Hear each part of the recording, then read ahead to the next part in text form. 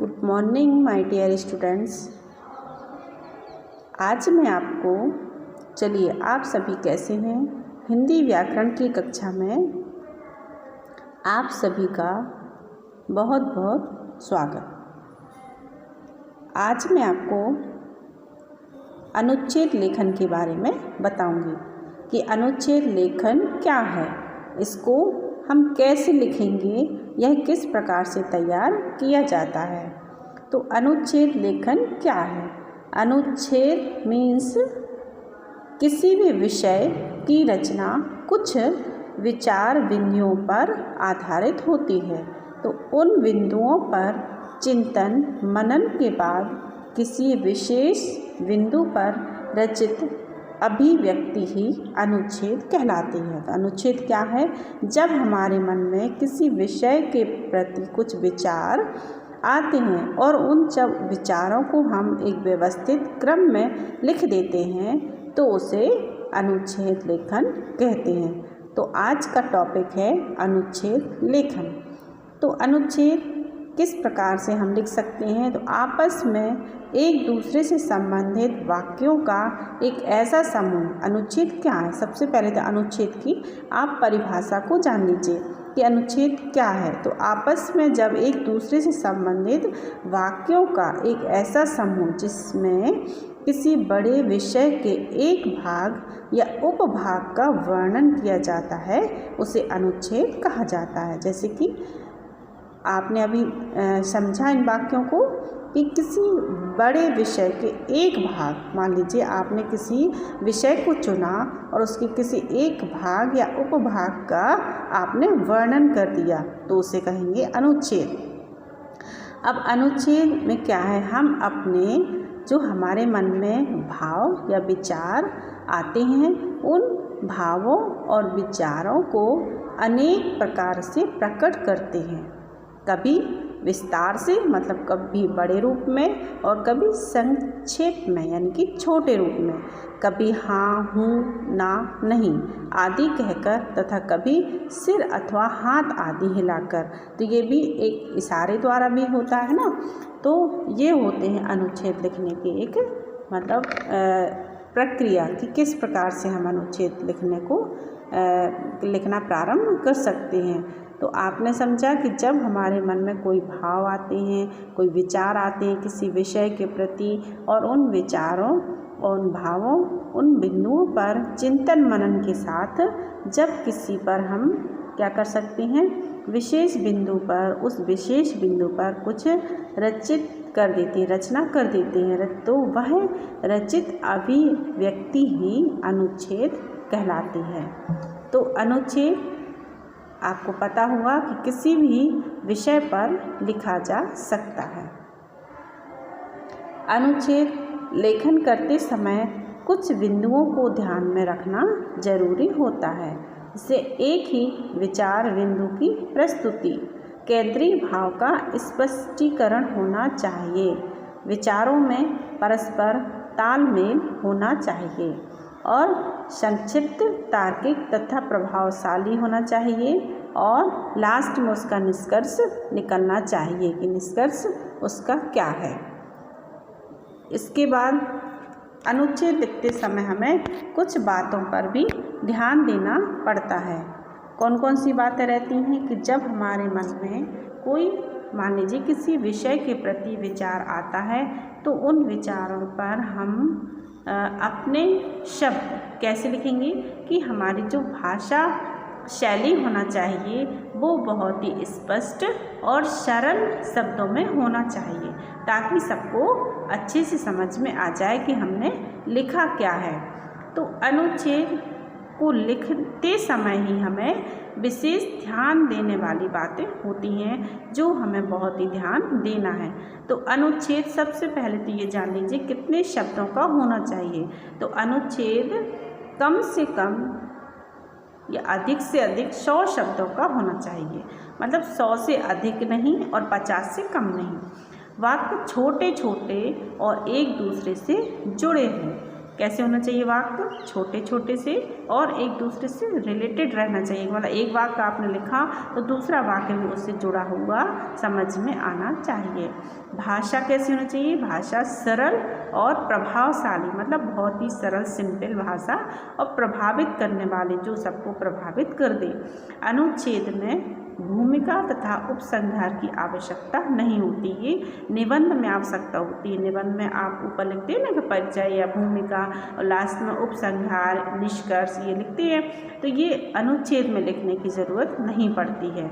यदि हम अनुच्छेद के आरंभ में अनुच्छेद से संबंधित सूक्ति उदाहरण या कविता की पंक्ति लिखते हैं तो अनुच्छेद बहुत ही प्रभावशाली हो जाता है। अब ये रही अनुच्छेद लिखने के समय सावधानियां या ध्यान रखने योग्य बातें।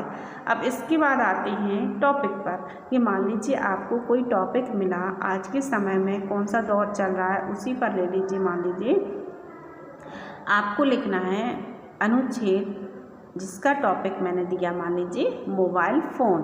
तो मोबाइल फ़ोन एक आपको विषय मिल गया, उस विषय को लेकर आपके मन में क्या क्या विचार आ रहे हैं, उन विचारों को आपको अपनी सरल भाषा और प्रभावशाली भाषा द्वारा स्पष्ट कर देना है कि आज के समय में मोबाइल कितना आवश्यक हो गया है। इससे संबंधित है इंटरनेट। मान लीजिए मैंने आपको टॉपिक दिया इंटरनेट, तो इंटरनेट और मोबाइल आज का बहुत ही एक दूसरे से बिल्कुल एक दूसरे के पूरक हैं कि हमारा मोबाइल और इंटरनेट के बिना कुछ काम नहीं होने वाला है।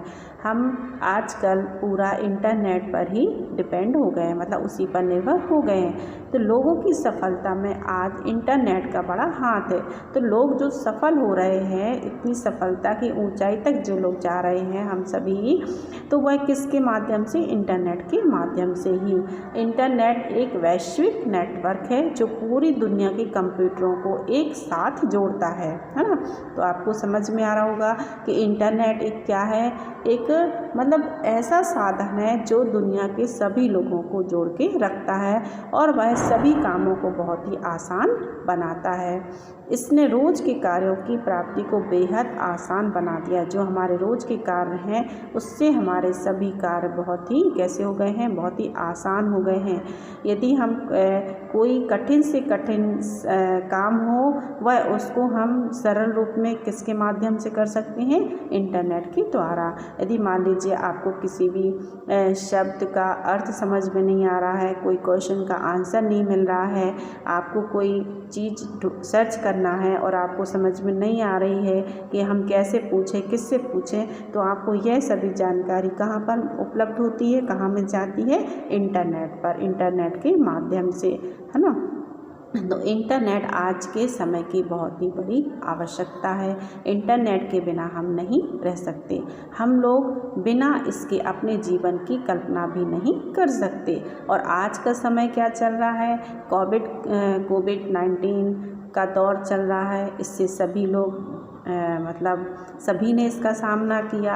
आप लोगों की पढ़ाई का प्रमुख माध्यम क्या बना, इंटरनेट। इसके द्वारा ही आपने ऑनलाइन कक्षा का जो लाभ उठाया है वह किसके माध्यम से, इंटरनेट के माध्यम से। यदि आज इंटरनेट नहीं होता तो हम आप तक नहीं जुड़ पाते, ना ही टीचर और स्टूडेंट्स का कोई तालमेल हो पाता। हम कैसे पढ़ाते आपको, आप तो घर पर हैं और इस टाइम पे आपको बाहर भी नहीं निकलना है। तो यह आपको आसान किसने बनाया है, इंटरनेट ने। इंटरनेट के द्वारा आपको लग भी नहीं रहा होगा कि हमारा स्कूल बंद चल रहा है और हम कैसे पढ़ाई करें। तो इस समय को साकार बनाने के लिए, इस कठिन विपत्ति को में हमारा साथ देने वाला कौन है, इंटरनेट है। बच्चे छोटे हों बड़े हों, छोटी क्लास के हों या बड़ी क्लास के हों, सभी बच्चे पूर्ण मनोरंजन के साथ अपनी ऑनलाइन कक्षा का लाभ उठा रहे हैं और बच्चों को बहुत मज़ा भी आ रहा है, बहुत अच्छा भी लग रहा है और नई नई चीज़ें हमें सीखने को मिल रही हैं। तो इंटरनेट के द्वारा ऑनलाइन क्लास के माध्यम से आज हमने इंटरनेट को जाना कि यह क्या है और यह कितना हमारे लिए लाभदायक है। तो इसके लाभ और इसके हानि पर भी आप जा सकते हैं कि इससे लाभ क्या है कि हम इससे लाभ पूरा उठा सकते हैं। अच्छी अच्छी चीज़ों को ढूंढकर बहुत ही ज्ञानवर्धक चीज़ें हमें इसके माध्यम से मिल जाती हैं, लेकिन जब हम इसका दुरुपयोग करने लगते हैं तो यह हमारे लिए हानिकारक बन जाता है। तो इसका दुरुपयोग नहीं करना है, सदुपयोग करना है। यह हमारे लिए बहुत ही काम की चीज़ है। और आज के समय में हम देखो, आप बैंकों में पहले जाते थे पैसे निकालने के लिए, लाइन में खड़े हैं, पैसे भी नहीं निकल पा रहे, टाइम ओवर हो गया। और आज के समय में इंटरनेट के माध्यम से, इंटरनेट के द्वारा हम एटीएम में जाते हैं और तुरंत 1 मिनट में अपना पैसा निकाल कर ले आते हैं। तो भीड़ भाड़ से बच जाते हैं और हमारा समय भी बच जाता है। तो ये सभी हमें किसके माध्यम से मिल रहा है? इंटरनेट के माध्यम से ही हमें ये सारी सुविधाएँ प्राप्त हो रही हैं, ठीक है ना। और भी नेट बैंकिंग सुविधाएं हैं, बैंक की सारी जानकारियां हमें घर बैठे ही प्राप्त हो जाती हैं। मोबाइल इंटरनेट बैंकिंग है जो कि हमारा इंटरनेट से कनेक्ट है। इससे बैंक से संबंधित जो भी हमें जानकारियां, बैंक हो, रेलवे हो, किसी भी ऑफिस में हो, कोई भी कार्य हो, हम सभी इंटरनेट के माध्यम से ही पूरा कर पाते हैं। तो ये था हमारा आज का टॉपिक जो मैंने लिया, इंटरनेट आज की आवश्यकता। तो बच्चों, आप सभी इस विषय पर अपने विचार बहुत ही चिंतन मनन के साथ अपने विचारों की अभिव्यक्ति लिखकर करेंगे।